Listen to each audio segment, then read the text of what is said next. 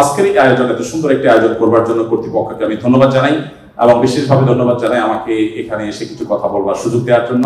এবং সেই সাথে বিশেষভাবে কৃতজ্ঞতা জ্ঞাপন করছি ঢাকা বিশ্ববিদ্যালয় সিরাত মাহফিল 2024 বাস্তবায়ন কমিটির প্রতি, যারা আমাকে এখানে দাঁড়াবার সুযোগ করে দিয়েছেন।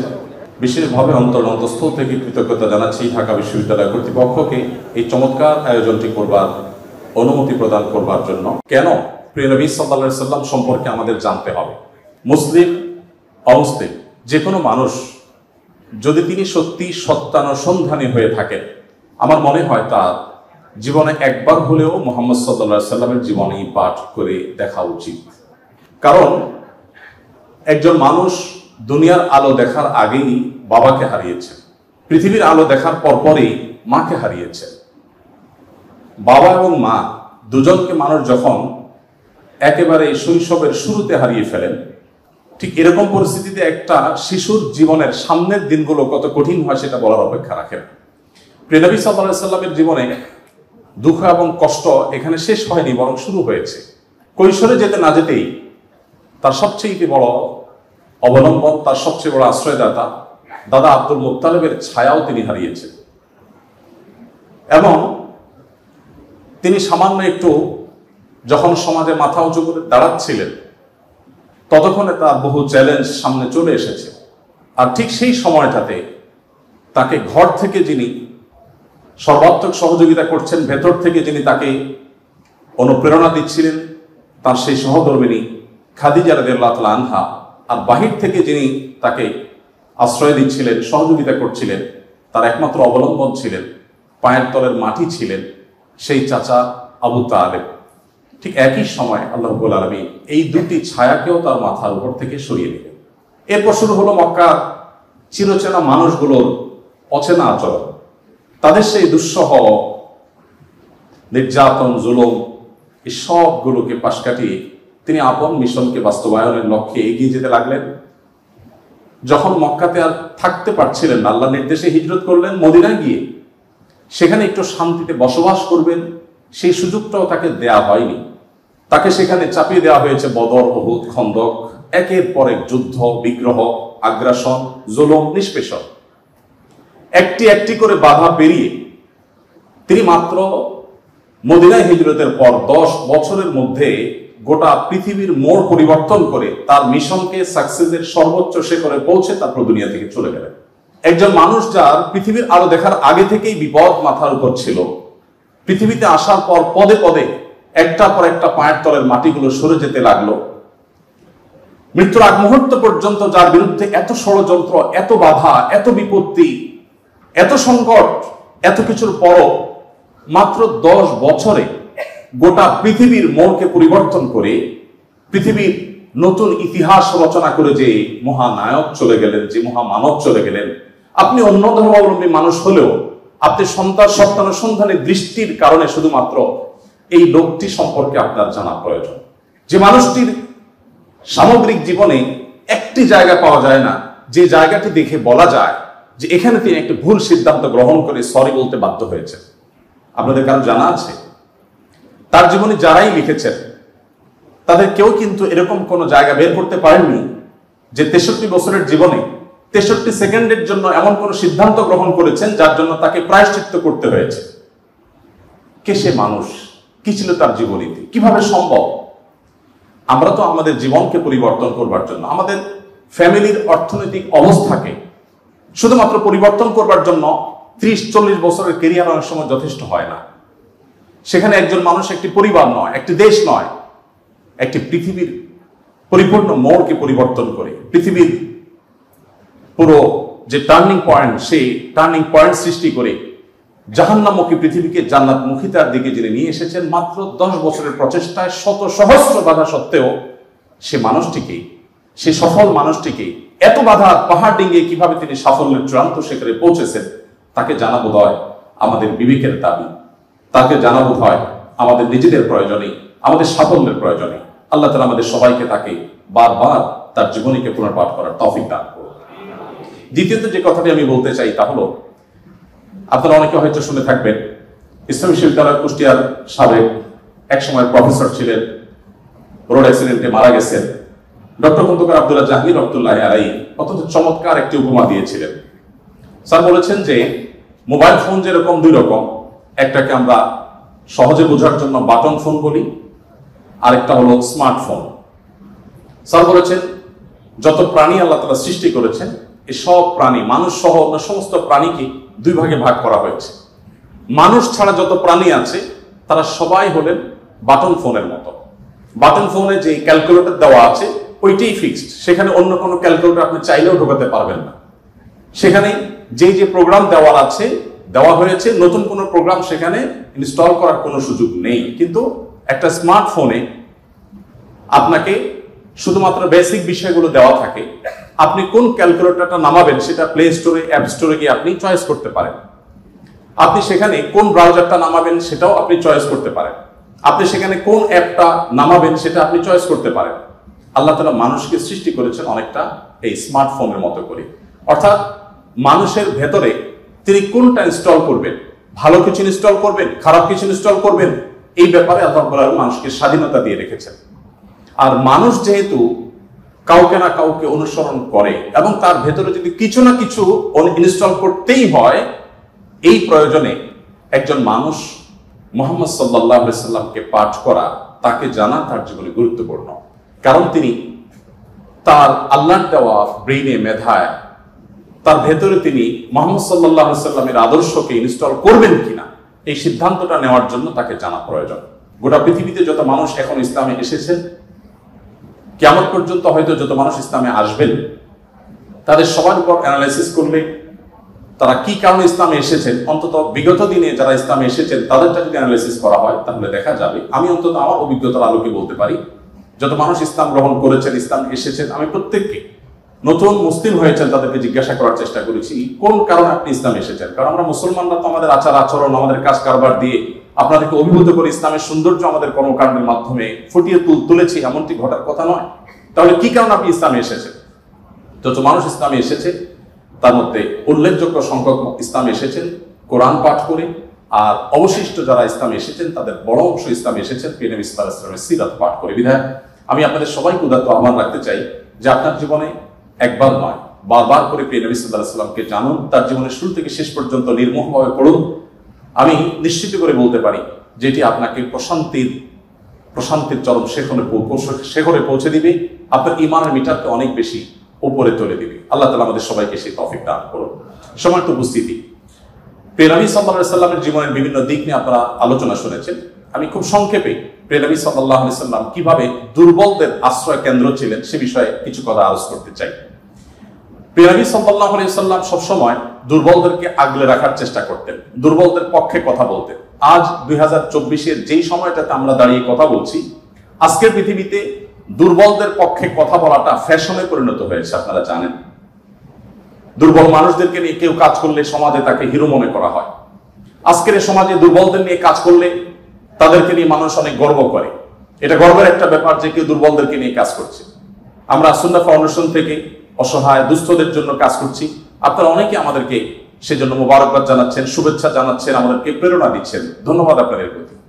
কিন্তু আমি যেটি বলতে চাচ্ছি যে আজ থেকে ঠিক ১৫০০ বছর আগের পৃথিবীতে যদি আমরা ফিরে যাই তাহলে আমরা লক্ষ্য করলে দেখতে পাবো সেই পৃথিবীতে দুর্বলদের পক্ষে কথা বলাটা ফ্যাশন তো দূরের কথা, সবচেয়ে বড় চ্যালেঞ্জের বিষয় ছিল। আজকের এই অনুকূল পৃথিবীতে দাঁড়িয়ে আপনি দাস-দাসীর অধিকার, আপনি শ্রমিকের অধিকার, আপনি নারীর অধিকার, আপনি অন্য ধর্মাবলম্বী সংখ্যালঘুদের অধিকার নিয়ে কথা বলতে পারেন। এই কথা বলাটা অনেক নিরাপদ, অনেক ফ্লেক্সিবল পরিবেশ আপনি দেখেন। কিন্তু মুহাম্মদ সাল্লাল্লাহু আলাইহি সাল্লাম যখন দুর্বলদের পক্ষে কথা বলেছেন তখন পৃথিবীতে দুর্বলদের পক্ষে কথা বলাটা সহজ কাজ ছিল না, এটা লাইফ রিস্কের ব্যাপার ছিল, কিন্তু সেই কাজটা তিনি করেছেন। সম্মানিত উপস্থিতি, প্রিয় নবী সাল্লাল্লাহু আলাইহি সাল্লাম তিনি দুর্বলদের পক্ষে যে কথা বলেছেন সেটা আজ আমরা অনেকে যে দুর্বলদের পক্ষে কথা বলি নানা পার্থিব উদ্দেশ্যে, তার সেই দুর্বলদের পক্ষাবলম্বনটা পার্থিব কোনো উদ্দেশ্যে ছিল না। আমরা অনেকে আজ দুর্বলদের পক্ষে কথা বলি কোন সংস্থার কোন প্রজেক্ট পাওয়ার জন্য। আমরা অনেকে দুর্বলদের পক্ষে কথা বলি কোন প্রজেক্ট পেয়েছি সেই টাকা হালাল করবার জন্য। আমরা অনেকে দুর্বলদের পক্ষে কথা বলি সোশ্যাল মিডিয়াতে প্রচুর লাইক কমেন্ট পাওয়া যাবে সেজন্য। আমরা অনেকে দুর্বলদের পক্ষে কথা বলি, এর পেছনে আমাদের পার্থিব কোনো স্বার্থ আছে সেই কারণে। মুহাম্মদ সাল্লাল্লাহু আলাইহি সাল্লাম সেই ব্যক্তি ছিলেন যিনি দুর্বলদের পক্ষে কথা বলেছেন প্রচন্ড প্রতিকূল পরিবেশে। তার সেই কথার বিপরীতে তাকে থ্যাঙ্কস বলার মতো পৃথিবীতে কোনো মানুষ ছিল না তখন। মুহাম্মদ সাল্লাল্লাহু আলাইহি সাল্লাম দুর্বলদের পক্ষে কি বলেছেন এটা নিয়ে ঘন্টাকে ঘন্টা কথা বললেও, কি করেছেন তাদের জন্য ঘন্টাকে ঘন্টা আলোচনা করলেও শেষ হবে না। কিন্তু সময় খুবই সংক্ষিপ্ত, আমি এই জন্য মোটা দাগে মূল কথাগুলোতে চলে যেতে চাই। সর্বপ্রথম যেটি বলতে চাই, প্রিয় নবী সাল্লাল্লাহু আলাইহি সাল্লামের আবু দাউদ, তিরমিজি এবং নাসাই বর্ণিত এক হাদিস থেকে আমরা জানতে পারি, তিনি বলেছেন, তোমরা তোমাদের যে সমস্ত দুর্বল মানুষরা আছে সেই সমস্ত দুর্বল মানুষদের ব্যাপারে আমার কাছে তালাশ করবে, খোঁজ খবর নিবে, তাদের জন্য কোনো কিছুর প্রয়োজন হলে আমাকে বলবে। কেন? কারণ তোমরা জানো যে তোমাদের আল্লাহ তাআলার তরফ থেকে যে রিজিক প্রাপ্ত হও, ফাইন্নামা তুরজাকুন ওয়া তুনসারুনা বিদুআফাইকুম, তোমাদের যারা দুর্বল আছে সে দুর্বল এবং অসহায় মানুষগুলোর উসিলায়, তাদের কারণে আল্লাহ তাআলা তোমাদেরকে যুদ্ধ বিগ্রহে শত্রুর বিপক্ষে জয় দিয়ে থাকেন, সেগুলো তাদের কারণে দেন। আবার একইভাবে তোমাদের যে রিজিক আল্লাহ তাআলা দিয়ে থাকেন, এই রিজিকটা তোমাদের মধ্যে থাকা যে দুর্বল মানুষগুলো আছে তাদের কারণে আল্লাহ তাআলা দিয়ে থাকেন। সম্মানিত উপস্থিতি, এই হাদিসের মাধ্যমে নবী সাল্লাল্লাহু আলাইহি সাল্লাম বোঝাতে চেয়েছেন তার আশেপাশে দুর্বল মানুষেরাই বেশি থাকে। আপনারা জানেন বেলাল, আম্মার, সোহেব, আরো যে সমস্ত সাহাবী ছিলেন, সালমান ফারসি রাদিয়াল্লাহু তাআলা আনহু সহ, এই সমস্ত অসহায় মানুষগুলো একাধারে বহিরাগত, বাহির থেকে আসা। আরবের মানুষরা বাহিরের মানুষদেরকে মানুষ মনে করতে কুণ্ঠাবোধ করে অনেকে, বা বেশিরভাগ। সেই সময়ের বাস্তবতা ছিল অনেকটা সেরকম। নবী করিম সাল্লাল্লাহু আলাইহি সাল্লাম সেই পরিস্থিতিতে বাহির থেকে আসা সালমান ফারসি শুধু তার পরামর্শে গোটা মদিনার চতুর্পাশে পরীক্ষা খনন করা সেই কষ্টসাধ্য কাজ শুরু করে দিয়েছিলেন। তিনি বেলাল রাদিয়াল্লাহু তাআলার মতো একজন নিগ্রো, ইথিওপিয়ান এবং বাহির থেকে আসা কৃতদাস ছিলেন, সেই মানুষটিকে নবী সাল্লাল্লাহু আলাইহি সাল্লাম মুয়াজ্জিন বানিয়েছেন। আজ আমাদের সমাজে মুয়াজ্জিন মানে খুব সাদামাটা একটা পদ, তখন মুয়াজ্জিন ছিলেন নবী করিম সাল্লাল্লাহু আলাইহি সাল্লামের পর সবচেয়ে মসজিদের মধ্যে থাকা সম্মানজনক পদ। নবী করিম সাল্লাল্লাহু আলাইহি সাল্লাম এভাবে দুর্বল সাহাবীদেরকে যে আগলে রাখতেন, দুর্বল সাহাবীদের মধ্যে তিনি থাকতেন এমন ভাবে যে আজ নেতারা যদি অন্যদের সাথে চলে, নেতা কে এটা পরিচয় দেওয়ার প্রয়োজন হয় না। কোন পাওয়ারফুল ব্যক্তি, কোন নেতা, তিনি যদি তার অনুসারীদেরকে সাথে নিয়ে অনুসারীদের বেষ্টিত হয়ে হাঁটেন, তো তাকে চেনার জন্য কারো জিজ্ঞেস করতে হবে না। আমাদের প্রিয় নবী সাল্লাল্লাহু আলাইহি সাল্লাম তিনি যখন সাহাবীদের মধ্যে বসা থাকতেন, তখন বাহির থেকে আসা মানুষরা জিজ্ঞেস করতে হতো, মান ফিকুম মুহাম্মদ, তোমাদের মধ্যে মুহাম্মদ লোকটা কে? আপনি চিন্তা করুন, তার বসার মোড়টা এমন ছিল যে অন্য 10 জন সাধারণ সাহাবীর মধ্যে তিনি নিজেকে মিশিয়ে ফেলতেন। তার মধ্যে কোনো অহংকার ছিল না, এমন ভাবে দুর্বলদের সাথে নিজেকে মিশিয়ে ফেলতেন যে বাহির থেকে আসা মানুষ তার অ্যাটিটিউড দেখে, তার বডি ল্যাঙ্গুয়েজ দেখে চেনার কোনো উপায় ছিল না যে মুহাম্মদ নেতা লোকটি কে, সাল্লাল্লাহু আলাইহি ওয়াসাল্লাম। সম্মানিত উপস্থিতি, ঠিক একইভাবে আমরা জানি নবী করিম সাল্লাল্লাহু আলাইহি ওয়াসাল্লাম কারা জান্নাতবাসী, জান্নাতি লোকদের মার্কা কি সেটা বলতে গিয়ে বলেছেন যে আলা আখবিরুকুম বিআহলিল জান্নাহ, তোমাদেরকে কি আমি বলে দিব না যে তোমাদের মধ্যে বিচরণকারী মানুষদের মধ্যে কারা কারা জান্নাতি, জান্নাতি হিসাবে তোমরা কাদেরকে সুধারণা করতে পারো, তাদের আলামত কি, যে আলামত দেখে তুমি অনুমান করবে, আন্দাজ করবে লোকটা জান্নাতি। নবী করিম সাল্লাল্লাহু আলাইহি ওয়াসাল্লামের পর নিজে জবাব দিয়ে বলেছেন, কুল্লু দাঈফিন মুতাদাঈফ, যে সমস্ত মানুষগুলো দুর্বল, বিনয়ী, নিরীহ, এই মানুষগুলো জান্নাতি। অর্থাৎ যদি তাদের ঈমান অন্য সব বিষয়গুলো ঠিকঠাক থাকে, পাশাপাশি তিনি যদি নিরীহ গোছের হন, বিনয়ী হন, বিনম্র হন, তিনি যদি খুব বেশি অহংকারী, অনেক বেশি রূঢ় স্বভাবের না হন, তাহলে এই মানুষগুলো জান্নাতি হওয়ার এটি একটি বড় লক্ষণ। এখানে নবী করিম সাল্লাল্লাহু আলাইহি ওয়াসাল্লাম দুর্বলতাকে জান্নাতি হওয়ার বা বিনয়কে জান্নাতি হওয়ার লক্ষণ হিসেবে উল্লেখ করেছেন। এখান থেকে বোঝা যায় দুর্বলদের অবস্থান তার কাছে কেমন ছিল। আমরা নবী সাল্লাল্লাহু আলাইহি ওয়াসাল্লামের যে দুর্বলদের প্রতি তার যে ভালোবাসা, তাদের অধিকার আদায়ের প্রচেষ্টা, তাদেরকে সমাজে তাদের যথাযথ অধিকার ফিরিয়ে দেওয়ার প্রচেষ্টা, সে সম্পর্কে যদি আমরা কয়েকটা উপমা দিতে চাই, আমরা একজন করে বলতে চাই। নারীদের ব্যাপারে বলতে চাই, আপনারা জানেন নবী সাল্লাল্লাহু আলাইহি ওয়াসাল্লাম যে সমাজে এসেছেন সেই সমাজে নারী হিসেবে জন্মগ্রহণ করাটা এটা একটা অপরাধ ছিল। জীবন্ত কন্যাকে নিজের বাবা নিজের হাতে পুঁতে ফেলত শুধুমাত্র কন্যা হওয়ার কারণে। আল্লাহ কোরআনে বলেছেন, ওয়া ইযা বুশিরা আহাদুহুম বিল উনসা যাল্লা ওয়াজহুহু মুসওয়াদ্দান ওয়া হুয়া কাযীব, কারোর কন্যা সন্তান হয়েছে এই সংবাদটা তাকে দেয়া হলে তার মুখটা কালো হয়ে যেত। এরকম ভয়ঙ্কর এক বাস্তবতার মধ্যে নবী সাল্লাল্লাহু আলাইহি ওয়াসাল্লাম এসেছে। আমি আবারও বলছি, আজকের সমাজে নারী অধিকার নিয়ে কথা বলা এটা অনেক সহজ। নারী অধিকার নিয়ে কথা বলা মানুষগুলো জন্মেরও বহু বছর আগে নবী সাল্লাল্লাহু আলাইহি ওয়াসাল্লাম শুধু নারী অধিকার নিয়ে কথা বলেন নাই, জীবন্ত কবরস্থ করা হতো যেখানে কন্যা সন্তানকে, সেই জায়গা থেকে তুলে নারীকে সবচেয়ে সম্মানের সর্বোচ্চ আসনে বসিয়ে তারপর তিনি দুনিয়া থেকে গেছেন। নবী সাল্লাল্লাহু আলাইহি ওয়াসাল্লাম নারীদের জন্য কি করেছেন? কোরআনে আল্লাহ তাআলা বলেছেন ওয়াশিরুহুন্না বিল মারুফ, হে পুরুষেরা তোমরা তোমাদের স্ত্রীদের সাথে যথাযথভাবে সুন্দরতম উপায়ে তাদের সাথে বসবাস করো, তোমাদের জীবন অতিবাহিত করো, সংসার করো ভালোভাবে, খারাপভাবে তাদের সাথে তোমরা সংসার করবে না, সতর্ক করেছেন। কোরআনে কারিমে একটি সূরা আছে, আপনারা জানেন, সূরার নাম হলো সূরাতুন নিসা, অর্থাৎ নারীগণের সূরা। কোরআনে কিন্তু পুরুষগণের সূরা নামে কোনো সূরা নেই, সূরাতুর রিজাল নামে কোনো সূরা নেই, কিন্তু সূরাতুন নিসা নামে সূরা আছে, এবং সেটা ছোটখাটো 2-4-5 আয়াতের সূরা না, কোরআনের সবচেয়ে বড় সূরাগুলোর একটি। এবং কোরআনে শুধুমাত্র নারীদের বিধিবিধান বর্ণনা করবার জন্য সূরা তাহরিম, সূরা তালাক, অনেকগুলো সূরা আল্লাহ তাআলা নাযিল করেছেন স্পেশাল নারীদের বিধিবিধান বর্ণনা করবার জন্য। পুরুষদের জন্য আলাদা কোনো স্পেশাল বিধিবিধান, তাদের অধিকার, তাদের করণীয়, তাদের বিষয়গুলোকে আলোকপাত করবার জন্য কোনো আলাদা স্পেশাল কোনো সূরা নেই। কোরআনে আল্লাহ রাব্বুল আলামিন নারীদের সম্পর্কে যত আলোচনা করেছেন, শুধু সেগুলোই ঘন্টায় ঘন্টা আলোচনা করলে শেষ করা যাবে না। প্রিয় নবী সাল্লাল্লাহু আলাইহি ওয়াসাল্লাম তার, আপনারা জানেন, একাধিক স্ত্রী ছিলেন। একাধিক স্ত্রী থাকলে দাম্পত্য জীবনে টুকটাক মনোমালিন্য হয়, তার ক্ষেত্রেও হয়েছে। তিনি কখনো কোন নারীর গায়ে আঘাত করেননি, কোন নারীকে কখনো প্রহার করেননি, তার জীবনে একটি বারের জন্য সেই ঘটনা ঘটেনি। আপনারা অনেকে হয়তো শুনে থাকবেন, উহুদের যুদ্ধে প্রিয় নবী সাল্লাল্লাহু আলাইহি ওয়াসাল্লামের তরবারি একজন সাহাবীকে দেওয়া হয়েছে। তিনি দূর থেকে লক্ষ্য করলেন একজন নারী খুব বিভৎস একটি দৃশ্যের অবতারণা করেছে, তার নাম ছিল হিন্দা, আপনারা জানেন। তিনি নবী করিম সাল্লাল্লাহু আলাইহি ওয়াসাল্লামের প্রিয় চাচার লাশ কেটে কলিজা বের করে চাবাচ্ছে, এরকম নির্মম এবং পাশবিক অত্যন্ত ভয়ঙ্কর একটি চিত্র ওই সাহাবী দেখতে পেয়ে নবী সাল্লাল্লাহু আলাইহি ওয়াসাল্লামের তরবারি তার হাতে, তিনি দৌড়ে দূর থেকে আফসা আফসা দেখছেন, কাছাকাছি গেলেন, কাছাকাছি গিয়ে দেখতে পেলেন, দূর থেকে তিনি বুঝতে পারেন না যে ইনি ভদ্রলোক না ভদ্র মহিলা। খুব কাছে এসে দেখলেন যে তিনি একজন নারী। তিনি তখন বলেছেন পরবর্তীতে যে আমি তরবারিটা তুলেছিলাম যে তার শিরকে আমি তার ধড় থেকে, দেহ থেকে আলাদা করে দিব, কিন্তু তৎক্ষণাৎ আমার মনে হলো এই তরবারিটা তো সেই মানুষটা যে মানুষ কোনোদিন কোনো নারীর গায়ে আঘাত করেন নাই। আমি যত কঠিন দৃশ্যই দেখি না কেন, আমি নবী সাল্লাল্লাহু আলাইহি ওয়াসাল্লামের তরবারি দিয়ে কোনো নারীকে আঘাত করতে পারি না। তিনি সেই অবস্থাতে এরকম ভয়ঙ্কর একটি দৃশ্য দেখার পরও নবী করিম সাল্লাল্লাহু আলাইহি ওয়াসাল্লামের জীবন চরিত্রের মধ্যে তিনি নারীদেরকে যেভাবে সম্মান দিতেন, মর্যাদা দিতেন, শুধুমাত্র সেই বিষয়টিকে স্মরণ করে তরবারিকে খাপে ঢুকিয়ে তিনি সেখান থেকে ফিরে এলেন। প্রিয় নবী সাল্লাল্লাহু আলাইহি ওয়াসাল্লাম তিনি যুদ্ধের ময়দানে কয়েক শ্রেণী মানুষকে কোনোভাবেই যেন হত্যা না করা হয় তার জন্য আগে থেকে বলে রেখেছেন, এবং যুদ্ধের আগে যোদ্ধাদেরকে, মুজাহিদদেরকে বলে রাখতেন, খবরদার রণাঙ্গনের শত্রুপক্ষের অন্য সব মানুষকে আঘাত করলো, নারীদেরকে আঘাত করবে না।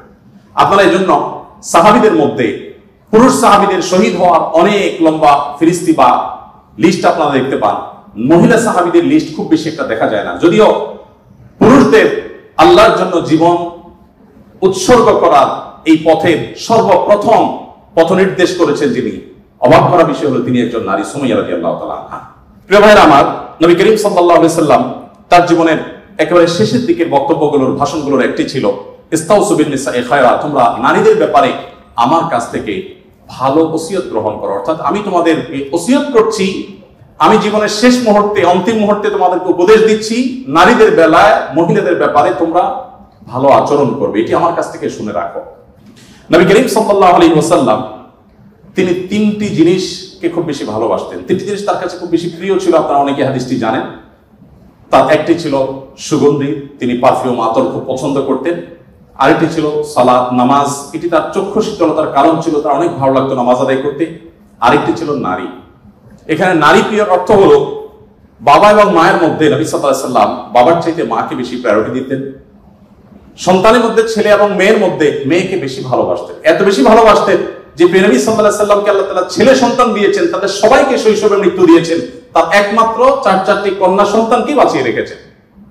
দিন শেষে তিনি কন্যাদের বাবা হয়ে বেঁচে ছিলেন, ছেলেদের বাবা হয়ে বেঁচে ছিলেন না। ঠিক একই ভাবে নবী সাল্লাল্লাহু আলাইহি ওয়াসাল্লামের আরেকটা হাদিস সহিহ মুসলিমে বর্ণিত হয়েছে, আমরা জানি নবী সাল্লাল্লাহু আলাইহি ওয়াসাল্লাম বলেছেন, কেউ যদি তার 2টি কন্যা সন্তানকে প্রাপ্তবয়স্ক হওয়া পর্যন্ত সুন্দর আচরণ করে, যথাযথভাবে লালন পালন করে, কোনো প্রকার বৈষম্য না করে, অবিচার না করে, তাদের প্রতি সদাচরণ করে, তো কিয়ামতের ময়দানে নবী সাল্লাল্লাহু আলাইহি ওয়াসাল্লাম বলেছেন সেই লোক শুধু জান্নাতে যাবে না, কিয়ামতের দিন আল্লাহ নবী সাল্লাল্লাহু আলাইহি ওয়াসাল্লাম বলেছেন, আনা ওয়া হুয়া কাহাতাইন, সে এই দুটি আঙ্গুল যেরকম পাশাপাশি অবস্থান করছে জান্নাতে আমার ঠিক কাছাকাছি এইভাবে অবস্থান করবে দুটি কন্যা সন্তানকে যথাযথভাবে পালন করবার কারণে। আমি জানি না আপনারা নিশ্চয়ই অনেকে অনেক হাদিস পড়ে থাকবেন, আপনারা এমন কোন হাদিস পেয়েছেন কিনা যে 1 ডজন ছেলে সন্তান লালন পালন করলে এইরকম কোন ফজিলত এর কথা কোথাও বলা হয়েছে? আপনারা দেখেছেন এরকম কোন হাদিস? আমি অন্তত পাই না যে 1 ডজন ছেলে লালন পালন করেছে কোনো মা বাবা, তার বিনিময়ে তাদেরকে নবী সাল্লাল্লাহু আলাইহি ওয়াসাল্লাম বলেছে যে 12টা যেহেতু করেছে, 2টা মেয়ের বিপরীতে 12টা ছেলে করেছে, একটা পুরস্কার হোক না, এরকম কোন পুরস্কারের কথা আমার জানা নেই। এরপরে যখন এক শ্রেণীর মানুষ বলে যে ইসলাম নারীদেরকে ঠকিয়েছে, তখন তাদের ব্যাপারে কি বলা যায় সেটা আপনারা ঠিক করবেন। সম্মানিত উপস্থিতি, নবী করিম সাল্লাল্লাহু আলাইহি ওয়াসাল্লাম বলেছেন, কোন বাবা, কোন অভিভাবক, কোন প্যারেন্টস, কোন মা যদি কোনো কন্যার কারণে কন্যা দায়গ্রস্ত হয়ে পড়ে, সমাজের মানুষের কুসংস্কারের কারণে যদি তার মুখটা ছোট হয়ে যায়, কোন কারণে তিনি যদি কোণঠাসাময় পরিস্থিতির মধ্যে পড়ে যান, এরপরও তিনি যদি সেই মেয়েদেরকে লালন পালন করার ক্ষেত্রে কোনো কার্পণ্য না করেন, সমাজের বিরুদ্ধে দাঁড়িয়ে বুক টান টান করে যে তার কন্যাদেরকে তিনি ভালোবাসা দেন, সদাচরণ করেন, তাদের অধিকার যথাযথভাবে দিয়ে দেন, তাহলে সেক্ষেত্রে নবী সাল্লাল্লাহু আলাইহি ওয়াসাল্লাম বলেছেন এই কন্যাদের প্রতি সদাচরণ করবার কারণে জাহান্নাম থেকে মুক্তির কারণ হবে কিয়ামতের ময়দানে ওই ব্যক্তির জন্য। এটি নবী সাল্লাল্লাহু আলাইহি ওয়াসাল্লামের বহু হাদিস আছে, আমি আর সেদিকে যাব না, শুধুমাত্র একটি হাদিস বলে শেষ করব। সেটা হলো, আপনারা জানেন নবী করিম সাল্লাল্লাহু আলাইহি ওয়াসাল্লামকে জিজ্ঞাসা করা হলো, ইয়া রাসূলুল্লাহ মান আহাক্কুন নাসি বিহুসনি সুহবাতি, আমার সবচেয়ে ভালো আচরণ পাওয়ার অধিকারটা কার? নবীজি সাল্লাল্লাহু আলাইহি ওয়াসাল্লাম বলেছেন, উম্মাক, তুমি সবচেয়ে ভালো আচরণ করবে তোমার মায়ের। এরপর জিজ্ঞাসা করা হলো, হে আল্লাহর রাসূল তারপর? আপনারা জানেন হাদিসটি খুবই প্রসিদ্ধ হাদিস, তিনি বলেছেন তারপর তোমার মায়ের। জিজ্ঞাসা করা হলো তারপর, এরপর বললেন তারপরও তোমার মায়ের।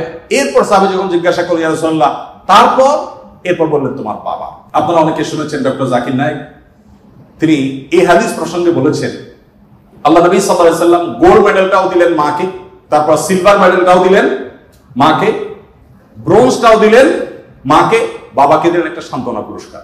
এরপরে যদি কেউ বলে যে ইসলাম নারীদেরকে ঠকিয়েছে, যে যুক্তিতে বলে সেটা আপনারাও জানেন আমিও জানি, বলা হয় বাবার সম্পদে ছেলে যদি 2 টাকা পায়, মেয়ে 1 টাকা পায়, এখানে মেয়ের প্রতি অবিচার করা হয়েছে। আপনারা জানেন এর মতো হাস্যকর একটা দাবি আরেকটি হতে পারে না, কারণ ছেলে বেচারা, এতক্ষণ শুধু মেয়েদের কথা বলছি, আসলে তো ছেলেদেরকে আমরা দুর্বল হিসেবে দেখি। ছেলে বেচারা প্রাপ্তবয়স্ক হওয়ার পর বাবা মা তার ভরণ পোষণ দিতে বাধ্য নন। যদি বাবা বলেন যে তুমি প্রাপ্তবয়স্ক হয়ে গেছো, তোমার চাল ডাল তুমি জোগাড় করো, বাবা মা সেটা বলতে পারেন, সে রাইট তাদের আছে। বিয়ে এখনো বেচারা করে নাই, মাত্র প্রাপ্তবয়স্ক হয়েছে।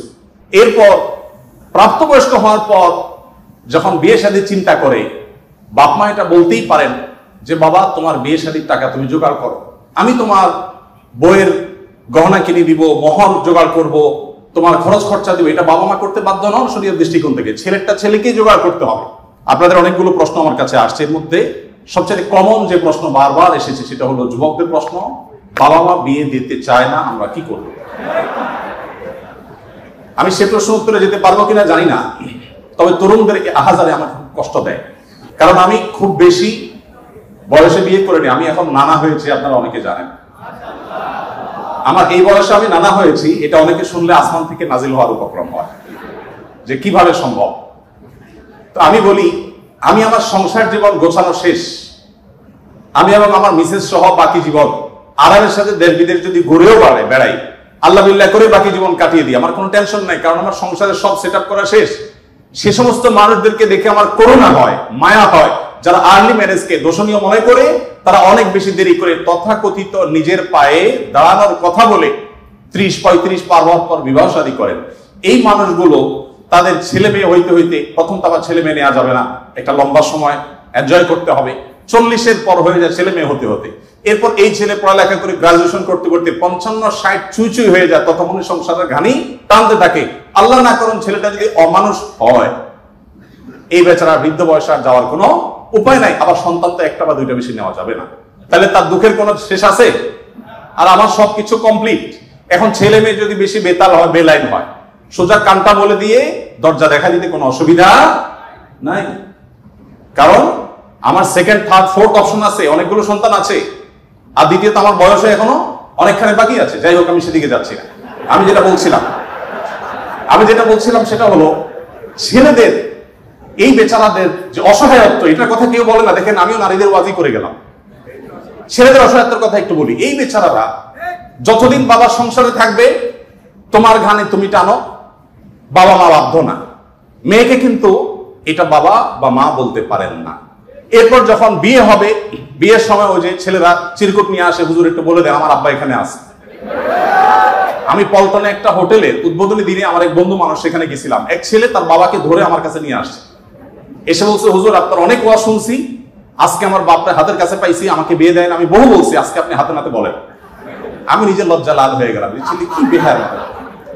যাই হোক, তো এই বেচারারা বিয়ে করতে যাবে, বাপ বলে যে কি করো তুমি, বিয়ে করবে মানে টাকা কামাই করো। মেয়েদের বিয়ের সময় কি বাবা মা এটা বলে তুমি কয় টাকা কামাই করছো তোমার বিয়ে দিব?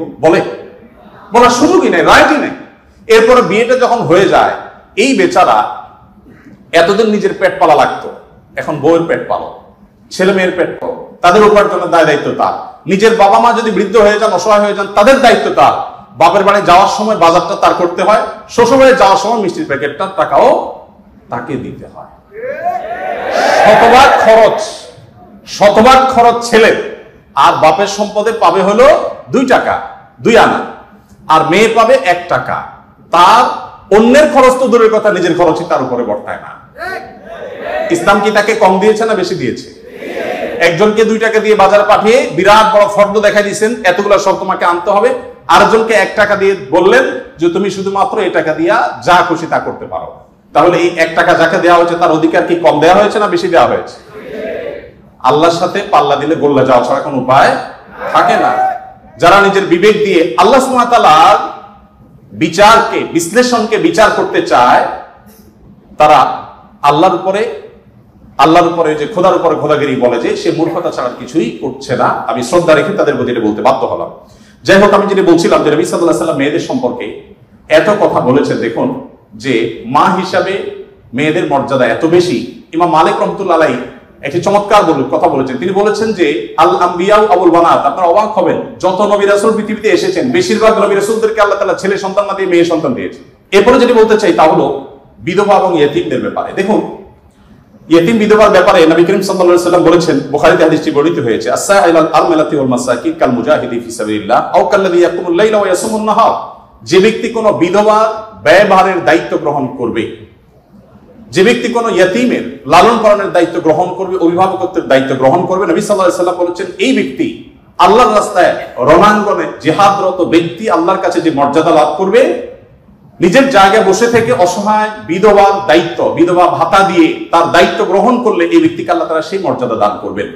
আপনি এরকম কোন হাদিস দেখাতে পারবেন না যে একটা লোক বেচারা বউ মরে গেছে, মনমরা থাকে, যদি কোনো ভদ্র মহিলা তার আশ্রয় দেওয়ার জন্য তিনি অনুপযুক্ত হওয়া সত্ত্বেও নিজেকে পেশ করেন, উপস্থাপন করেন আর তার আশ্রয় হয়ে যান, তাহলে নবী সাল্লাল্লাহু আলাইহি ওয়াসাল্লাম বলেছেন তার এই পুরস্কার আছে। নিশ্চয়ই ভালো কাজের সওয়াব আছে, কিন্তু আলাদা পার্টিকুলার কোনো সওয়াবের কথা নবী সাল্লাল্লাহু আলাইহি ওয়াসাল্লাম বলেন নাই। কিন্তু একজন বিধবার ব্যাপারে কিন্তু সেই কথা বলা হয়েছে।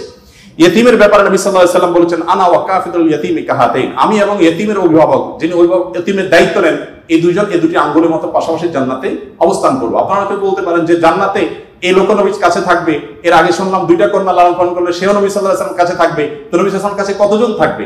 আসলে দুনিয়াতে আমরা একজনের সাথে আরেকজন হাঁটতে পারি, আখিরাতকে আমরা দুনিয়ার মতো কম্পেয়ার করি বা বিবেচনা করি, আখিরাতের বিষয়টা সম্পূর্ণ ভিন্ন। নবী সাল্লাল্লাহু আলাইহি ওয়াসাল্লামের জান্নাত এটা তো দুনিয়ার কোনো প্রাসাদের মতো হবে না, বিশাল বড় জগৎ নিয়ে হবে। সবচেয়ে ছোট জান্নাতে যে গোটা পৃথিবীর সমান 10 পৃথিবীর সমপরিমাণ জান্নাত তিনি পাবেন। মহাশূন্য সম্পর্কে আমরা ধারণা পাওয়ার পর আমাদের কাছে এটা খুব সহজ মনে হয় যে পৃথিবীর অন্যান্য পৃথিবীর বাইরে যে আল্লাহ তাআলার মহা সৃষ্টি আছে সেগুলোর তুলনায় পৃথিবী খুব ক্ষুদ্র। যখন পৃথিবীতে এগুলো আবিষ্কার হয় না, আপনি চিন্তা করুন তখনকার মুসলমানদের জন্য ঈমান আনা কতটা কঠিন ছিল, যে কিভাবে এত বড় জান্নাত দিবেন আল্লাহ তাআলা, কোথায় এত জায়গা। কিন্তু আজ আমরা সেটা আবিষ্কার করেছি, আমরা জানি কিয়ামত পর্যন্ত আবিষ্কার হতে থাকবে। কোরআন এবং সুন্নাহর অনেক কিছু এখনো আমাদের বুঝে আসছে না, কিন্তু এক সময় হয়তো বুঝে আসবে। তো যাই হোক, নবী করিম সাল্লাল্লাহু আলাইহি ওয়াসাল্লাম ইয়েতিমের ব্যাপারে এই সুসংবাদ আমাদেরকে দিয়েছেন। এবং নবী সাল্লাল্লাহু আলাইহি ওয়াসাল্লাম আরেকটা হাদিস বলে আমি শেষ করব। তিনি বলেছেন, যে ব্যক্তি তার পরিবারের মধ্যে কোনো ইয়েতিমকে সংযুক্ত করেন, এই জায়গা আমি একটু থামবো। ইয়েতিমকে সংযুক্ত করার মানেটা কি? আমাদের দেশে ইয়েতিম বা গরিবের বাচ্চাকে লালন পালন অনেকেই করেন, কিন্তু সেটা নিজের ধান্দায় করেন, গরিবের প্রয়োজনে না। কিভাবে সেটা? কারণ সন্তান হচ্ছে না, তখন তিনি একটু বাবা ডাক শুনতে চান, মা ডাক শুনতে চান। তো এই জায়গা থেকে তিনি একটা বাচ্চাকে নিয়ে আসেন, অসহায় মানুষের, কারো কোনো বাচ্চার বাবা মারা গেছেন, বাবা মারা গেছেন, মা মারা গেছেন, তাকে নিয়ে আসেন। সেই বাচ্চাটাকে এনে লালন পালন করেন এবং মনে করেন আমি অনেক সওয়াবের কাজ করছি। আপনি অবশ্যই সওয়াবের কাজ করছেন না যদি আপনার উদ্দেশ্য হয় আপনার যে মা ডাক শোনা, বাবা ডাক শোনা সেটা, আর যদি আপনার উদ্দেশ্য হয় যে না আমি তাকে লালন পালন করতে চাই, সে তার মায়ের কাছেই থাকুক, আমি তার ভরণ পোষণ দিব, তার পড়াশোনার খরচ চালাবো, তার অভিভাবকত্ব করবো, তাকে আশ্রয় দিব, তাহলে আপনি এই হাদিসের সুসংবাদ পাবেন ইনশাআল্লাহ তাআলা। আপনি যদি নিজে পার্থিব কোনো স্বার্থে তাকে লালন পালন করেন তাহলে এই হাদিসের মর্যাদা আপনি লাভ করবেন না। নবী করিম সাল্লাল্লাহু আলাইহি ওয়াসাল্লাম মুসনাদ আহমদে বর্ণিত একটা হাদিসে আসছে, তিনি বলেছেন যে এক ব্যক্তি তার কাছে বলেছে, আল্লাহর রাসূল আমার অন্তরটা অনেক শক্ত, আমি খুব শক্ত হৃদয়ের মানুষ, আমার মনটা নরম হয় না, আপনি আমাকে কোনো একটা পরামর্শ দিন। নবী সাল্লাল্লাহু আলাইহি ওয়াসাল্লাম বলেছেন তুমি ইতিমের মাথায় হাত বুলাবে, তোমার মন নরম হবে এবং সেই সাথে অসহায়দের তুমি খাদ্য দান করবে, আহার দিবে। এই দুটি কাজ যদি তুমি করো তাহলে তোমার অন্তরের কাঠিন্য দূর হয়ে যাবে। আমাদের অনেকের মধ্যে এই অভিযোগ আছে, আমরা এই আমলগুলো করতে পারি। নবী সাল্লাল্লাহু আলাইহি ওয়াসাল্লাম দুর্বলদের মধ্যে যারা দাস দাসী ছিলেন তাদের জন্য কি করেছেন আপনারা অনেকে জানেন। ইসলামের অনেকগুলো গুরুত্বপূর্ণ বিধিবিধান আছে, এর মধ্যে থেকে একটা হলো দাস দাসী মুক্ত করার বিধান। যদি কোনো পুরুষ, কোনো স্বামী যদি তার স্ত্রীকে মায়ের সাথে তুলনা করেন, মায়ের সাথে তুলনা করার একটা পর্যায়ে আছে যেটাকে ইসলামী ফিকহের পরিভাষায় জেহার বলা হয়। রাগে বসে এরকম অনেকে করে থাকেন যে আমার মা যেরকম হারাম তুমি এরকম হারাম, তালাকের মতোই অনেকটা এই টাইপের কথা যদি কেউ বলেন তার প্রায়শ্চিত্ত হলো তাকে একটি দাস মুক্ত করতে হবে। কেউ যদি ইচ্ছাকৃতভাবে রোজা ভঙ্গ করেন তাহলে তার প্রায়শ্চিত্ত হলো তাকে একটি দাস মুক্ত করতে হবে। কেউ যদি শপথ করে শপথ রক্ষা না করেন, ভঙ্গ করেন, তাহলে তাকে দাস মুক্ত করতে হবে। কেউ যদি কোনো মানুষকে হত্যা করেন, ভুলে হত্যা করেন, তার প্রায়শ্চিত্তগুলোর মধ্যে থেকে একটা হলো তাকে দাস মুক্ত করতে হবে। এভাবে ইসলাম অনেকগুলো ভুলের প্রায়শ্চিত্ত হিসাবে অন্য কোনো অপশনের চাইতে দাস মুক্তিকে প্রায়োরিটি দিয়েছে, গুরুত্ব দিয়েছেন। নবী সাল্লাল্লাহু আলাইহি ওয়াসাল্লাম বারবার বলেছেন, কারণ তিনি চাইতেন মানুষ দাস না থাকুক, মানুষ মুক্ত হয়ে যাক। নবী সাল্লাল্লাহু আলাইহি ওয়াসাল্লাম আজকের পৃথিবীর মতো ফ্যাক্টরি রেভলিউশনের পর মানুষের মুক্তির জন্য বা দাস প্রথার বিরুদ্ধে তিনি কথা বলেছেন এমন না। আমি আগেই বলেছি আজ পৃথিবীতে বহু দুর্বলদের পক্ষে কথা বলা মানুষ পাবেন, তার সবগুলোই বেশিরভাগই দেখবেন স্বার্থের কারণে। আমরা নিজেরাও দুর্বলদের সহযোগিতা করি। এই যে বন্যা গেল, অনেকেই বন্যার সময় ত্রাণ নিয়ে গেছেন জাস্ট একটা ছবির জন্য, অনেকে ত্রাণ নিয়ে গেছেন, কষ্ট করেছেন, শুধু তার একটা লাইক দরকার, কিছু লাইক দরকার, কিছু কমেন্ট দরকার, কিছু বাহবা দরকার। তো নবী সাল্লাল্লাহু আলাইহি ওয়াসাল্লাম দাস দাসীদের মুক্তির জন্য কথা বলেছেন সেই সমাজে যখন দাস দাসী ছিল আজকের যুগে বিএমডব্লিউ মালিক হলে যেরকম গর্বের, দাস দাসী থাকা সেরকম গর্বের। এরকম মূল্যবান অ্যাসেট কোনো বিনিময় ছাড়া মুক্ত করে দেওয়ার জন্য নবী সাল্লাল্লাহু আলাইহি ওয়াসাল্লাম উৎসাহিত করতেন। শুধু তাই নয়, আপনারা জানেন যে নবী করিম সাল্লাল্লাহু আলাইহি ওয়াসাল্লাম বলেছেন কোন দাসকে যদি কেউ মুক্ত করে তাহলে ওই দাসের প্রতিটি অঙ্গকে মুক্ত করার বিনিময়ে যে ব্যক্তি এই কাজটি করলেন আল্লাহ তাআলা ওই ব্যক্তিকে তার ওই অঙ্গকে জাহান্নাম থেকে মুক্তির পরোয়ানা দান করবেন। নবী সাল্লাল্লাহু আলাইহি ওয়াসাল্লাম আরেকটি হাদিস আছে, তিনি বলেছেন জীবনের শেষ কথা। নবী সাল্লাল্লাহু আলাইহি ওয়াসাল্লামের জীবনের শেষ কথা কি আমরা জানি, অনেকে জানি, আসসালাতু আসসালাত ওয়া মা মালাকাত আইমানুকুম। অর্থাৎ নবী করিম সাল্লাল্লাহু আলাইহি ওয়াসাল্লামের জীবনের শেষ কথা ছিল তোমরা নামাজের ব্যাপারে দায়িত্বশীল থাকবে, নামাজের ব্যাপারে দায়িত্বশীল থাকবে এবং তোমাদের দাস দাসীদের ব্যাপারে দায়িত্বশীল আচরণ করবে। এটা ছিল তার জীবনের শেষ কথা। একটা মানুষের কাছে দাস দাসীদের অধিকার কত গুরুত্বপূর্ণ হলে, অধীনস্থ মানুষগুলোর অধিকার কত গুরুত্বপূর্ণ হলে জীবনের শেষ কথা এটা বলে চলে যান যে তোমরা তাদের ব্যাপারে খবরদার সদাচরণ করবে, তাদের প্রতি কোনো জুলুম অবিচার করবে না। আপনারা অনেকে আবু মাসউদ আল-আনসারী রাদিয়াল্লাহু তাআলা আনহুর নাম শুনেছেন। আবু মাসউদ আল-আনসারী রাদিয়াল্লাহু তাআলা আনহু তার একজন দাসকে প্রহার করছিলেন, অধীনস্থকে, কাজের লোককে প্রহার করছিলেন। নবী সাল্লাল্লাহু আলাইহি ওয়াসাল্লাম পেছন থেকে বললেন, হে আবু মাসউদ, সাবধান, শুনে রাখো আবু মাসউদ, লাল্লাহু আকদারু আলাইকা মিনকা আলাই, তুমি এই দাসের প্রতি যতটা পাওয়ার রাখো, হোল্ড করো, আল্লাহ তাআলা তোমার উপর তার চেয়ে বেশি পাওয়ার হোল্ড করেন, মাইন্ড ইট। এই কথা শোনার পর আবু মাসউদ আনসারী রাদিয়াল্লাহু তাআলা আনহু সেই দাসকে মুক্ত করলেন। বলে ইয়া রাসূলুল্লাহ, আমি তাকে মুক্ত করে দিলেন। তখন নবী সাল্লাল্লাহু আলাইহি ওয়াসাল্লাম বলেছেন, যদি তুমি আজ তাকে মুক্ত না করতে জাহান্নাম তোমাকে স্পর্শ করতো। আব্দুল্লাহ ইবনে ওমর রাদিয়াল্লাহু তাআলা আনহু বলেছেন, আমি নবী করিম সাল্লাল্লাহু আলাইহি ওয়াসাল্লামকে বলতে শুনেছি, যে ব্যক্তি কোনো দাসের প্রতি জুলুম করবে, তাকে অন্যায়ভাবে প্রহার করবে, তার কাজের লোককে, অধীনস্থ লোককে, তার প্রায়শ্চিত্ত হলো সে অধীনস্থ লোকটাকে সে মুক্ত করে দিতে হবে, দাস মুক্ত করে দিতে হবে, যেটা সহজ কোনো ব্যাপার ছিল না তখন। বুখারীর একটি বিশ্ববিখ্যাত হাদিস, স্বর্ণের অক্ষরে যেটা টানিয়ে রাখা দরকার আমাদের বাসা বাড়িতে। নবী সাল্লাল্লাহু আলাইহি ওয়াসাল্লাম বলেছেন, ইখওয়ানুকুম খাওয়ালুকুম, তোমাদের ভাই ব্রাদার যারা, তারাই তোমাদের অধীনস্থ কাজের মানুষ। এই মানুষগুলো সম্পর্কে নবী সাল্লাল্লাহু আলাইহি ওয়াসাল্লাম বলেছেন, জাআলাহুমুল্লাহু তাহতা আইদিকুম, তাদেরকে আল্লাহ তাআলা তোমাদের অধীনস্থ করে দিয়েছেন। এর মধ্যে ইঙ্গিত রয়েছে আল্লাহ চাইলে তোমাকে তার অধীনে করে দিতে পারতেন। অতএব ফামান কানা আখুহু তাহতা ইয়াদি, যে ব্যক্তি তার ভাই তার অধীনে থাকবে, অর্থাৎ কোনো দাস, কোনো দাসী, অথবা যে কোনো কাজের মানুষ, এখানে দাস দাসী কথা বলা হয়নি, যে কোনো কাজের লোক, অধীনস্থ মানুষ যদি কারোর অধীনে থাকে, ফালইউতআইনহু মিম্মা ইয়াকুল, তাহলে সে যা খায় একই কোয়ালিটির খাবার যেন তাকে অফার করে, এবং সে যা পোশাক পরে একই কোয়ালিটির পোশাক যেন তাকে পরায়। একটু থামতে চাই এখানে। আপনি একটু কল্পনা করুন, এমন একজন মানুষের, যিনি অনেক পয়সার মালিক, অনেক বড় পদ হোল্ড করেন, তিনি তার ড্রাইভার তার জন্য যখন পোশাক কিনছিলেন, একই সময় তার নিজের পোশাকও কিনছিলেন। একই পোশাক যেটা তার জন্য কিনেছেন, সেম পোশাক ড্রাইভারের সাইজ অনুযায়ী, একই কোয়ালিটির, একই কালারের, একই জিনিস ড্রাইভারের জন্য কিনেছেন। এই দৃশ্যটা কি কল্পনা করা যায়? আজকের বাস্তবতা এটা কি খুব সহজ বিষয় মনে হয়? আমরা তো অনেকে অধীনস্থ মানুষদের পাশে বসে খাবো এটাকেই দোষী বিষয় মনে করি। আমরা কিন্তু নিজেদেরকে সভ্য দাবি করি। আজকের পৃথিবীর মানুষের সভ্যতা যেখানে গিয়ে ঠেকবে, নবী সাল্লাল্লাহু আলাইহি ওয়াসাল্লাম তিনি এবং তার সাহাবা ইকরাম পৃথিবীকে যেই জায়গায় রেখে গেছেন সভ্যতার, সেখানে পর্যন্ত আজকের পৃথিবীর সভ্যতার সর্বোচ্চ শিখরে গিয়ে পৌঁছতে পারবে। নবী করিম সাল্লাল্লাহু আলাইহি ওয়াসাল্লাম তিনি, তাকে একবার জিজ্ঞাসা করা হলো যে, হে আল্লাহর রাসূল, আমাদের যে কাজের লোক আছে, খাদেম আছে, এই লোকগুলো যত ভুল করে কয়বার মাফ করা যায় আপনি একটু বলেন? মানে একটা সীমা আছে তো, কতবার মাফ করা যায়? নবী করিম সাল্লাল্লাহু আলাইহি ওয়াসাল্লাম চুপ থাকলেন। লোকটা আবার একই কথা বললেন, নবী সাল্লাল্লাহু আলাইহি ওয়াসাল্লাম চুপ থাকলেন। তিনি আবার যখন বললেন, নবী করিম সাল্লাল্লাহু আলাইহি ওয়াসাল্লাম বলেছেন, দিনে 70 বার মাফ করবা। এর মানে হলো তুমি নিজেকে নিয়ন্ত্রণহীন করবে না। এই বিষয়ে অবশ্য ওয়াজ করা অনেক সহজ, আমল করা অনেক কঠিন। আল্লাহ তাআলা আমাদেরকে আমলের তৌফিক দান করুন। এভাবে নবী করিম সাল্লাল্লাহু আলাইহি ওয়াসাল্লাম দুর্বলদের পক্ষে, দুর্বলদের অধিকার আদায়ের জন্য অনেক কথা বলেছেন। সেই সময় যখন দুর্বলদের পক্ষে কথা বলা আজকের মতো ফ্যাশনের বিষয় ছিল না। আজ যারা অধিকারের কথা বলে, তাদের জন্মেরও হাজারো বছর আগে নবী সাল্লাল্লাহু আলাইহি ওয়াসাল্লাম এই মানুষগুলোর অধিকার আদায় করে উন্নতির চরম শিখরে রেখে গেছেন। পৃথিবী আবার তাদেরকে অবনমন করেছে, আর সেজন্য আমাদেরকে কথা বলতে হচ্ছে। সম্মানিত উপস্থিতি, নবী করিম সাল্লাল্লাহু আলাইহি ওয়াসাল্লাম তিনি অন্য ধর্মাবলম্বীদের অধিকার নিয়ে যত কথা বলেছেন, অনেক লম্বা কথা বলতে হবে, আমার হাতে একেবারে সময় নেই। আমি শুধু এটুকু বলবো, আল্লাহ তাআলা কোরআনে কারিমে বলেছেন, লা ইয়ানহাকুমুল্লাহু আনিল লাযিনা ইউকাতিলুকুম ফিদ-দীন ওয়া লাম ইখরিজুকুম মিন দিয়ারিকুম আন তাবাররুহুম ওয়া তুকসিতু ইলাইহিম ইন্নাল্লাহা ইউহিব্বুল মুকসিতিন। যে সমস্ত অন্য ধর্মাবলম্বীরা তোমাদেরকে তোমাদের দেশ থেকে বের করে দেয়নি, তোমাদের উপর কোনো যুদ্ধ চাপিয়ে দেয়নি, অর্থাৎ শান্তিপূর্ণ সহাবস্থান করছে, তাদের প্রতি সদাচরণ করতে তোমাদের আল্লাহ তোমাদেরকে নিষিদ্ধ করেনি না, বরং আল্লাহ তাআলা সদাচরণকারী, ন্যায়নিষ্ঠ আচরণকারীকে ভালোবাসেন।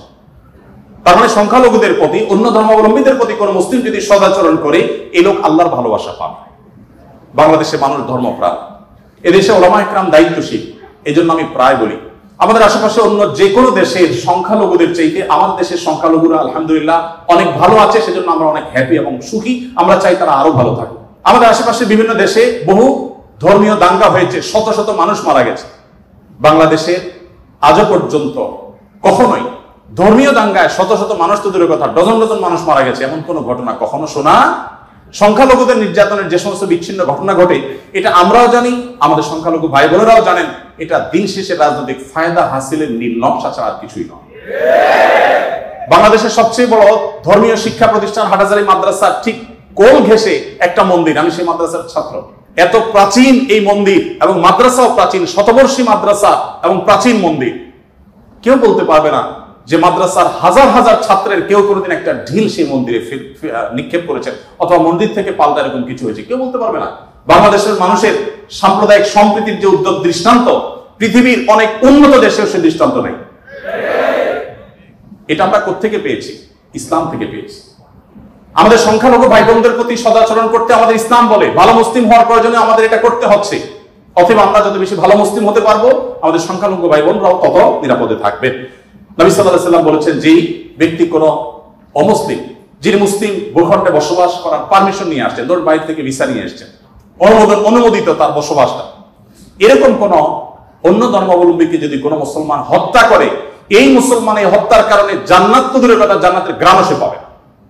মানুষটা কিন্তু অন্য ধর্মাবলম্বী। নবী সাল্লাল্লাহু আলাইহি ওয়াসাল্লাম একটা ইহুদির লাশ নিয়ে যাওয়া হচ্ছিল, তিনি সম্মান প্রদর্শন করলেন। সাহাবীরা বললেন, ইয়া রাসূলুল্লাহ, ইহুদির লাশ আপনি সম্মান প্রদর্শন করছেন। নবী সাল্লাল্লাহু আলাইহি ওয়াসাল্লাম বলেছেন আলাইসাত নাফসা, সে কি মানুষ না? লোকটা ইহুদি হতে পারে কিন্তু তিনি মানুষ না। আব্দুল্লাহ ইবনে ওমর রাদিয়াল্লাহু তাআলা বাসায় ছাগল জবে হয়েছে, তিনি বাহির থেকে এসে জিজ্ঞাসা করলেন আহাদাইতুম লিজানাল ইহুদি, আমাদের ইহুদি প্রতিবেশী বাসায় গোশত পাঠিয়েছো? বাসার লোকজন বলল না তো। তখন তিনি বললেন আল্লাহ রাসূল সাল্লাল্লাহু আলাইহি ওয়াসাল্লাম প্রতিবেশীর অধিকার নিয়ে এত কথা বলেছেন যে নিজের সম্পদে তাদের হিস্সা আল্লাহ তাআলা নির্ধারণ করে দেওয়ার উপক্রম হয়েছিল, আর তোমরা কেন প্রতিবেশী বাসায় খাবার পাঠাওনি? আমাদেরকে আরো ডেভেলপ করতে হবে। আমাদের আশেপাশে কোনো হিন্দু বসবাস করেন, আপনার পাশে ফ্ল্যাটে, পাশের বাড়িতে, আপনি কয়দিন তার বাসায় খাবার পাঠিয়েছেন, গিফট পাঠিয়েছেন? অথচ ইসলাম কিন্তু সেই নির্দেশ আমাদেরকে করে। যাই হোক, নবী করিম সাল্লাল্লাহু আলাইহি ওয়াসাল্লাম চতুষ্পদ জন্তু, পশু পাখির প্রতি তার যে দয়া ছিল, তারা দুর্বল, তারা অসহায়, তাদের পক্ষে নবী সাল্লাল্লাহু আলাইহি ওয়াসাল্লামের যে অবস্থান ছিল, একবার আপনারা জানেন বিখ্যাত হাদিস, নবী সাল্লাল্লাহু আলাইহি ওয়াসাল্লাম বলেছেন যে অনেক আগের একটি ঘটনা, এক লোক তিনি যাচ্ছিলেন কোথাও পানি পান করার জন্য, কোন একটা কুয়াতে তিনি নেমেছেন, উঠে দেখতে পেলেন একটি কুকুর পিপাসায় সেরকম ফুসফুস করছে। তখন তিনি তার পোশাক খুলে পানিতে চুবিয়ে, সে পানির চিবিয়ে ওই কুকুরকে খাওয়ালেন। এই হাদিসটি দুই রকম আছে, একজন পুরুষের ক্ষেত্রে আছে, তিনি তার পায়ের মোজা খুলেছেন, একজন নারীর কথা আছে, তিনি তার ওড়না খুলে এই কাজটি করেছেন। ওই নারী ব্যভিচারিণী হওয়া সত্ত্বেও আল্লাহ তাআলা একটি প্রাণীর প্রতি এই ভালোবাসা, এই সম্প্রীতি দেখাবার জন্য তাকে মাফ এবং নাজাত দিয়ে দিয়েছেন। নবী সাল্লাল্লাহু আলাইহি ওয়াসাল্লাম বলেছেন যে এর বিপরীতে একজন নারী, আপনারা সেটাও শুনেছেন অনেকেই, যে একটি ইবাদত গুজার একজন নারী একটি বিড়ালকে বেঁধে রেখেছিলেন এবং সে বিড়ালকে বেঁধে রাখতে রাখতে এক পর্যায়ে না খেয়ে বিড়ালটি মারা গেছে, তাকে খাদ্য দেননি। শুধুমাত্র এই কারণে তিনি ইবাদত গুজার হওয়া সত্ত্বেও আল্লাহ তাআলা ওই নারীকে জাহান্নামী হিসেবে ঘোষণা করেছেন, শুধু একটা প্রাণীর জীবনের প্রতি এই হেয়ালিপনা করার জন্য। এখন প্রাণী তো দূরের কথা, মানুষের জীবন আমরা শেষ করে ফেলছি নির্দয়ভাবে। নবী করিম সাল্লাল্লাহু আলাইহি ওয়াসাল্লামের আরো হাদিস আমরা জানি, একটা পাখির দুটি বাচ্চাকে কেউ একজন ধরে নিয়ে গেলেন। নবী আলাইহিস সালাম যখন দেখলেন এই কাজটি কেউ করেছে, তখন বললেন যে কে কাজটি করেছো? তখন নবী করিম সাল্লাল্লাহু আলাইহি ওয়াসাল্লাম তাকে ডেকে বললেন, যাও, এই যে পাখি, মা পাখিটা সে ছটফট করছে আমি দেখতে পাচ্ছি, এই বাচ্চাগুলোকে সেখানে রেখে আসো, এটা তোমার জন্য জায়েজ নাই। মা পাখির বাচ্চাগুলোকে তুমি ছিনিয়ে আনবে জাস্ট তোমার বিনোদনের জন্য। তখন নবী করিম সাল্লাল্লাহু আলাইহি ওয়াসাল্লাম ওই নির্দেশ সাহাবীকে করেছেন এবং ভর্ৎসনা করেছেন এই কাজটি করবার জন্য। এর বিপরীতে আরেকটা ঘটনা আমরা জানি, এর পাশাপাশি আরেকটা ঘটনা আমরা জানি, নবী সাল্লাল্লাহু আলাইহি ওয়াসাল্লাম এক ব্যক্তিকে দেখলেন তিনি পিপিলিকার উপদ্রব থেকে বাঁচার জন্য আগুন দিয়ে পোড়াচ্ছেন। তিনি বলেছেন, খবরদার, লা ইউআযযিবু বিন-নার ইল্লা রাব্বুন নার, আগুন দিয়ে পুড়িয়ে নির্মম ভাবে তুমি এটাকে হত্যা করতে পারো। যদি হত্যা করতেই হয় তাহলে তুমি এমনি পিষে মেরে ফেলো, অন্য কোনো ভাবে মেরে ফেলো, নির্মম ভাবে তুমি মারতে পারো না। আমাদের অনেকে দেখবেন যে ওই যে এক ধরনের আঠা পাওয়া যায় ইঁদুর মারা, সে আঠা দিয়ে ইঁদুর মারার চেষ্টা করেন, নির্মম ভাবে মৃত্যু, হত্যা করা বা নিধন করা, এটা জায়েজ নেই। সে আপনাকে উপদ্রব করে, আপনি হত্যা করতে পারেন, কিন্তু নির্মম ভাবে হত্যা করবা বা হত্যাকে আপনি এনজয় করবেন, এই অধিকার আপনাকে ইসলাম দেয়নি। নবী করিম সাল্লাল্লাহু আলাইহি ওয়াসাল্লাম তার সাহাবী আব্দুল্লাহ ইবনে সাঈদ ইবনে জুবাইর বলেছেন যে সাহাবী আব্দুল্লাহ ইবনে ওমর রাদিয়াল্লাহু তাআলা আনহু একবার যাচ্ছিলেন, দেখলেন যে কুরাইশের কিছু যুবক কিছু পাখিকে বেঁধে রেখে তীর নিক্ষেপ করছিলেন হাত সই করার জন্য, এবং ওই পাখিগুলোর যে মালিক তাকে বলেছেন যেটা লাগবে না মিস হবে, ওই তীরটা তোমার, বিনিময়ে তুমি তীর পেয়ে যাবে, আর লাগলে তো পাখি মারা যাবে। এটা জাস্ট মজা করছিল তারা।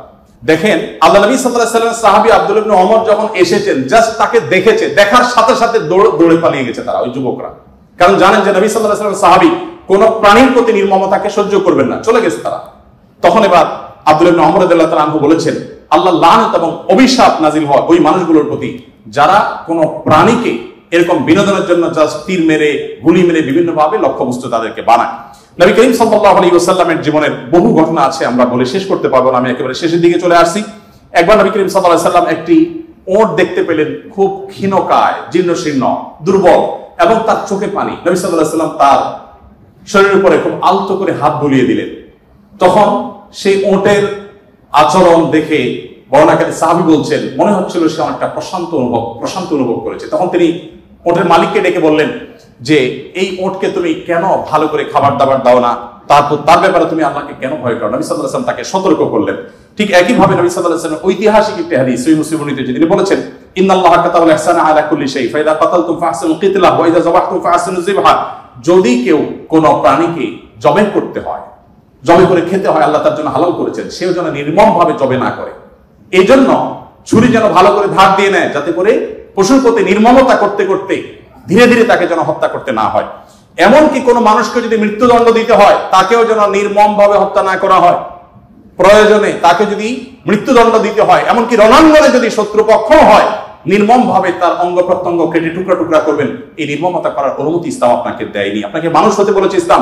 নবী সাল্লাল্লাহু আলাইহি ওয়াসাল্লাম এক ব্যক্তিকে দেখলেন যে তিনি তার কোন একটা পশু জবাই করার জন্য শুয়েছেন, শুয়ে তারপরে সেই পশু ছুরি ধার দিচ্ছেন। একদিক থেকে শুয়েছেন, হয়তো পা দিয়ে পা দিয়ে ধরে রেখেছেন, আর অপর দিক থেকে হাত দিয়ে তিনি ছুরি ধার দিচ্ছিলেন। নবী সাল্লাল্লাহু আলাইহি ওয়াসাল্লাম বলেছেন যে আতুরিদু আন তুমিতাহা মাউতা, তুমি কি চাও এই প্রাণীটাকে কয়েকবার হত্যা করতে? কেন তুমি আগে ছুরি ধার দিয়ে আনো নাই? নবী করিম সাল্লাল্লাহু আলাইহি সাল্লাম একটি গাধার পাশ দিয়ে যাচ্ছিলেন, দেখতে পেলেন যে গাধাটার উপরে কেউ ছেক দিয়েছে, কোন লোহা টোহাতে দাগ দিয়ে ছেক দিয়েছে, ক্ষত বিক্ষত হয়েছে। নবী সাল্লাল্লাহু আলাইহি সাল্লাম বলেছেন লানাল্লাহু আল্লাযী ওয়াসামা, যে ব্যক্তি গাধাটাকে ছেক দিয়েছে, আল্লাহর লানত, আল্লাহর রহমত থেকে সে বঞ্চিত হয়ে অভিশাপ তার উপরে নাজিল হবে। নবী করিম সাল্লাল্লাহু আলাইহি সাল্লাম এক ব্যক্তিকে দেখলেন যে তিনি বলছেন, হে আল্লাহর রাসূল, আমি যখন ছাগল জবাই করি তখন আমি যাতে অপ্রয়োজনীয় কষ্ট দিতে না হয়, নির্মমতা করতে না হয়, সেদিকটা খেয়াল করে। নবী সাল্লাল্লাহু আলাইহি সাল্লাম বলেছেন রাহিমাকুল্লাহ, তুমি যদি ছাগলের প্রতি দয়া পরবশ হও, আল্লাহ তাআলা তোমার প্রতি দয়া পরবশ হবেন। ভাইরা আমার, এমনকি তৃণলতা গাছপালা এগুলো প্রয়োজন ছাড়া যদি কেউ কাটে, নবী সাল্লাল্লাহু আলাইহি সাল্লাম বলেছেন ওই ব্যক্তির মাথায় আল্লাহ তাআলা জাহান্নামের আগুন নিক্ষেপ করেন। প্রয়োজন ছাড়া যদি বৃক্ষ নিধন করে কেউ, আমি যদি সারাদিন সারারাত বলি, হয়তো নবী সাল্লাল্লাহু আলাইহি সাল্লাম দুর্বলদের অধিকার আদায়ের জন্য কি করেছেন, শুধু কথা বলেননি, কি করেছেন সেগুলো বলে হয়তো শেষ করা যাবে না।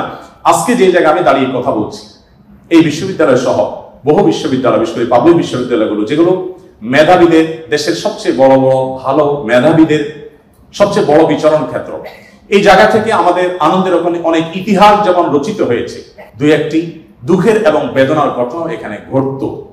তার মধ্যে থেকে একটি হলো র্যাগিং এর ঘটনা। নতুন একজন শিক্ষার্থী, যেখানে পুরাতন শিক্ষার্থী বা বড় ভাইদের কাছে, সিনিয়রদের কাছে স্নেহ ভালোবাসা পাওয়ার কথা, র্যাগিং এর নামে তাকে অপমানিত করা, অপদস্থ করা, তাকে হ্যারাসমেন্ট করা, তাকে অপমান অপদস্থ করে পশুর মতো বুনো আনন্দে মেতে ওঠা, এটা আমাদের দেশের অনেক শিক্ষা প্রতিষ্ঠানের একটি অঘোষিত কালচারে পরিণত হয়েছিল। আমরা আশা করব এই পশুত্ব, এই নির্মমতা, এটা আমাদের দেশে আর কোনো শিক্ষা প্রতিষ্ঠানে কোনোদিন ফিরে আসবে না। আমরা সবাই যদি দায়িত্বশীল হই, আমরা সবাই যদি মানুষ হই, ভালো মুসলমান হতে হলে ভালো মানুষ আমাদেরকে হতে হবে। আমরা যদি ভালো মানুষ হই, তাহলে আমাদের দ্বারা এরকম ঘটনা কখনো ঘটতে পারে না। একজন মানুষের কষ্ট কারণ আনন্দের কারণ হতে পারে না। নবী করিম সাল্লাল্লাহু আলাইহি ওয়াসাল্লাম বলেছেন, যে ব্যক্তি কোনো ছোটদের প্রতি স্নেহ করে না, ভালোবাসে না, সে আমার উম্মত না। ছোট এবং জুনিয়রদের প্রতি যদি স্নেহ মমতা না থাকে, ভালোবাসা না থাকে, সে আর যা হোক নবী করিম সাল্লাল্লাহু আলাইহি ওয়াসাল্লামের উম্মত হিসাবে পরিচিতি পাবে না। অতএব র্যাগিং এর এই অপসংস্কৃতিকে ঝেঁটিয়ে শিক্ষা প্রতিষ্ঠানগুলো থেকে বিদায় করতে হবে আপনাদেরকে। সবাই রাজি আছেন তো ইনশাআল্লাহ? আল্লাহ তাআলা আমাদের সবাইকে সেই তৌফিক দান করুন। আজকের এই আয়োজন, এত সুন্দর একটি আয়োজন করবার জন্য কর্তৃপক্ষকে আমি ধন্যবাদ জানাই, এবং বিশেষভাবে ধন্যবাদ জানাই আমাকে এখানে এসে কিছু কথা বলবার সুযোগ দেওয়ার জন্য। আমার কথার মধ্যে যদি সঠিক কিছু বলে থাকি আল্লাহর তরফ থেকে, ভুল কিছু বলে থাকলে সেটি আমার তরফ থেকে, শয়তানের তরফ থেকে। আল্লাহ তাআলা আমাদের সবাইকে নবী করিম সাল্লাল্লাহু আলাইহি ওয়াসাল্লামের রঙে রঙিন হওয়ার তৌফিক দান করুন, তার আদর্শবান হওয়ার তৌফিক দান করুন। জাযাকুমুল্লাহু খাইরা। আসসালামু আলাইকুম ওয়া রাহমাতুল্লাহি ওয়া বারাকাতুহু। আস-সুন্নাহ ফাউন্ডেশন, উম্মার স্বার্থে, সুন্নাহর সাথে।